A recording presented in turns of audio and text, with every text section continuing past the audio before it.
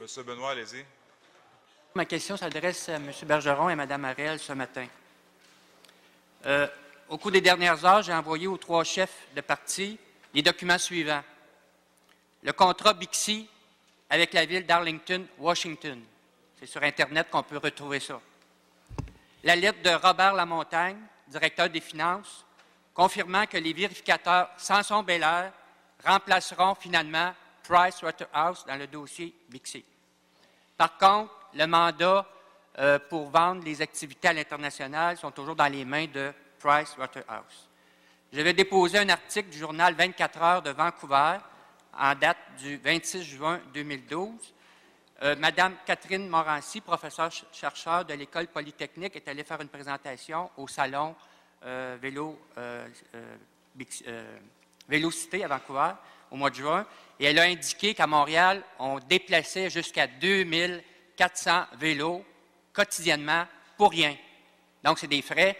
Donc, elle a montré que la redistribution de vélos qui est faite par un chum de Roger Plamondon, c'est la compagnie JFG Logistique. Ils ont chargé 1 million d'extra en 2010. Et là, dans les états financiers, on n'est plus capable de voir les chiffres. Donc, je pense qu'il faudrait peut-être aller un petit peu plus loin, voir qu'est-ce qui se cache derrière tout ça.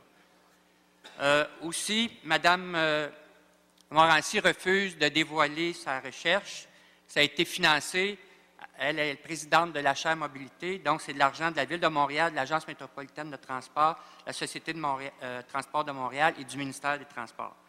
Oliver O'Brien de Casa Londres, lui, a dévoilé que Montréal avait 4220 Bixi et non 5120. J'ai déjà déposé au dernier conseil les tableaux des 20 villes où il y a des vélos en libre-service, donc c'est déjà donc, la question, au niveau du registre. La question? Oui. Ma question, on regarde les états financiers qui ont été sortis, ils n'ont peut-être pas été déposés encore officiellement. Il y a plein de redressements. On a redressé, on avait trop mis de revenus dans les livres et on n'avait pas mis assez de dépenses. C'est relié avec Stationnement Montréal. Il y en a pour 3 millions. Donc, la question? J'ai tous les postes ici où on a fait des corrections. Oui. Comment on peut faire confiance à ces états financiers-là et la situation financière qu'on monte? Merci. On ne peut pas avoir de débat. Donc, quel chef vous voulez qui répond? M. Bergeron, ensuite Mme Harel. Mais vous n'aurez pas de sous-question. Mme Harel répondra en sous-question. OK. Commençons par M. Bergeron, alors. Merci pour votre question, M. Benoît. Je reconnais que vous nous faites parvenir beaucoup de documents. C'est toujours avec beaucoup d'attention que j'en prends connaissance, que je les range, que je compare avec un document que vous m'avez envoyé il y a 2 semaines plus tôt.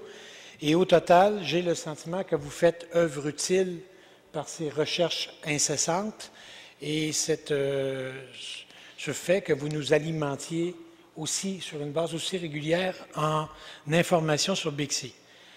Cependant, je me garde le droit d'en faire l'usage que je veux au rythme que je veux. C'est-à-dire, vous nous envoyez tellement de documents tellement vite qu'on a besoin d'un certain temps pour analyser.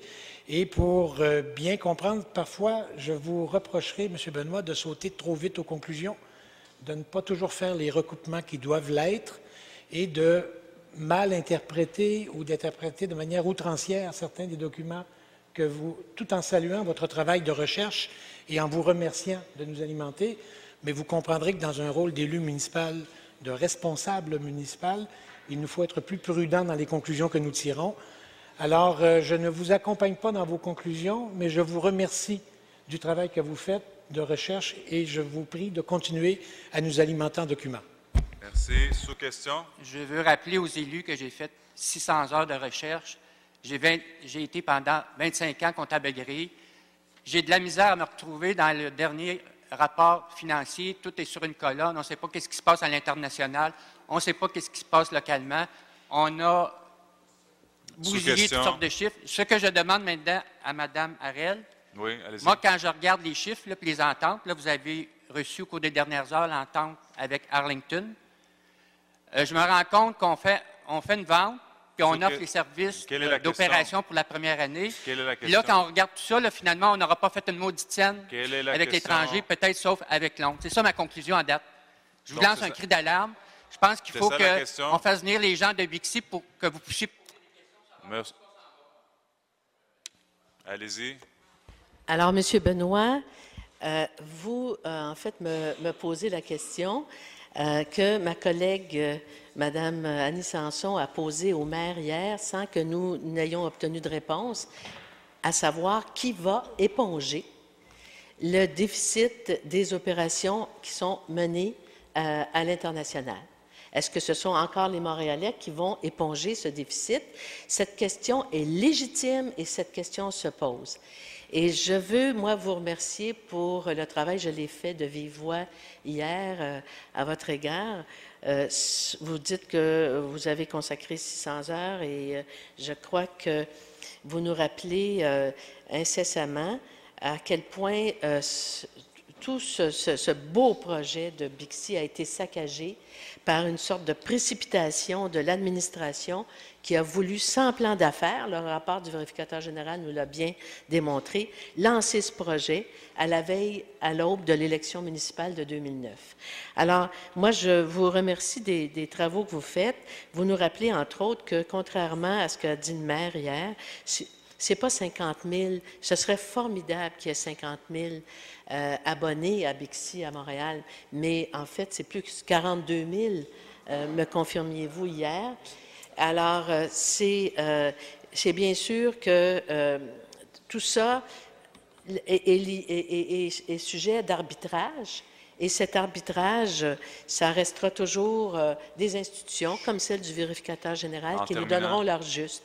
Vous nous donnez un point de vue, l'administration nous donne un autre point de vue, mais définitivement, le vérificateur général nous donnera le point de vue qui est celui des faits. Merci. On a déjà 10 abonnés par lot. Au revoir.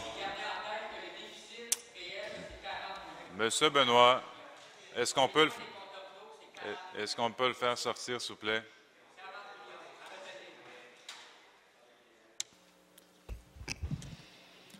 Est-ce que